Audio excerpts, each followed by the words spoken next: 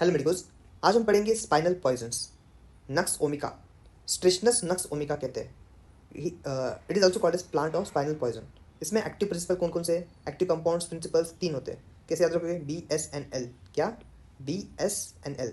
B से आएगा ब्रूसिन, SN से आएगा स्ट्रिशनिन, L से आएगा लोगिन। ठीक है, अब बात करते हैं इसके सीड्स पे। सीड्स इसके फूले हुए आरबीसी की तरह दिखते हैं। It's look like an large RBC. Important point है। फिर आते हैं इसके मैकेनिज्म पे। कैसा इसका मैकेनिज्म है? ये जो पॉइजन है वो एक्ट करता है आपके anterior horn cell of spinal cord. ठीक है, जिसमें ये इनिबिट करता है रैनशॉ सेल्स को, जिसकी वजह से क्या होता है? ग्लाइसिन इनिबिट हो जाता है। ग्लाइसिन एक तरह का इनिबिटर होता है। अगर इनिबिटर का इनिबिशन हो जाए तो क्या होगा? एक्साइटेशन। एक्साइटेशन होता है। ठीक है, क्या होगा? Loss of control on anterior horn cells. Anterior horn cell का कंट्रोल चल जाएगा, जिसकी जिसकी वजह से increasing the excitation of anterior horn cells. तो एक्साइटेशन होगा तो क्या होगा? कॉन्ट्रैक्शन। अगर इनिबिशन होता है तो क्या होता है? और रिलैक्सेशन। यहाँ पे क्या हो रहा है? Excitation. So contraction of muscles. It resembles like a tetanus. Tetanus की तरह ही दिखता है। अब देखते हैं टिटेनस और स्टेशनिंग नक्स ओमिका का डिफरेंस क्या क्या होता है। स्टेशनिंग नक्स ओमिका या स्टेशनिंग पॉइजन में दो फेजेस ऑफ कॉन्ट्रैक्शन, यानी कि एक फेज ऑफ कॉन्ट्रैक्शन और दूसरा फेज ऑफ कॉन्ट्रैक्शन, इनके बीच में रिलैक्सेशन का फेज आता है। लेकिन टिटेनस में क्या होता है? एक साथ कॉन्ट्रैक्शन होता है, रिलैक्सेशन का फेज नहीं आता। यहाँ पे duration of contraction increases and relaxation got decreases. क्या होता है? धीरे धीरे कॉन्ट्रैक्शन बढ़ते बढ़ते जाता है और रिलैक्सेशन का जो टाइम है वो घटता जाता है। और इन्वॉल्वमेंट ऑफ ऑल मसल्स, सारे मसल्स इसमें इन्वॉल्व होते हैं टिटेनस में। Sequential involvement of muscles. फिर आते हैं स्पाइनल पॉइजनिंग में ऑल मसल्स आर अफेक्टेड। यहाँ पे सारे मसल अफेक्टेड नहीं होते। यह स्पाइनल पॉइजन है, ये सडन इन ऑनसेट होता है और ये ग्रेजुअली इन ऑनसेट होता है।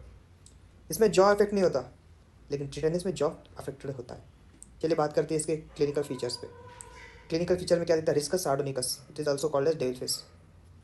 फिर आते हैं ओपिस पेटर्नस position, backward movement, that is like a bow like. Then pleurostotonus position, it's lateral side. Emprostotonus position, forward side.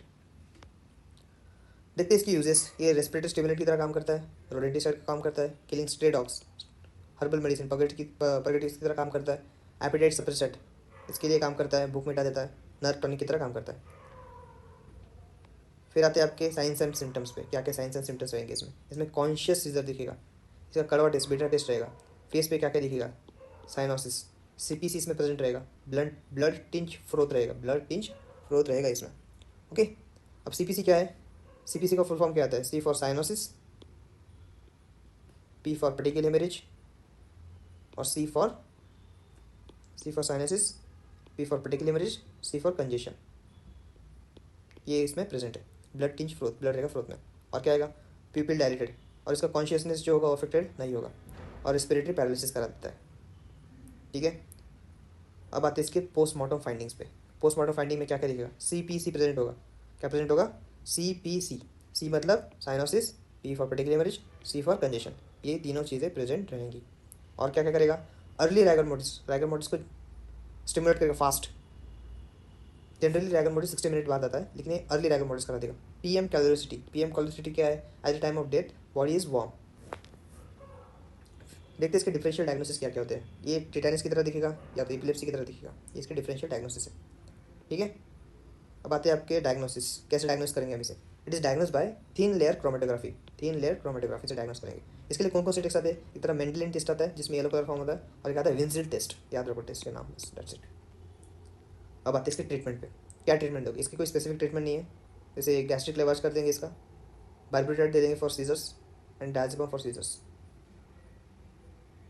देखते हैं इसके मेडिकल लीगल इंपॉर्टेंस क्या क्या है। ये एक्सीडेंटल पॉइजनिंग भी हो सकता है, एरो पॉइजनिंग की तरह काम कर सकता है, कैटल पॉइजनिंग की तरह काम कर सकता है, अडल्ट्रेंट की तरह भी काम कर सकता है। ठीक है, ओके, थैंक यू।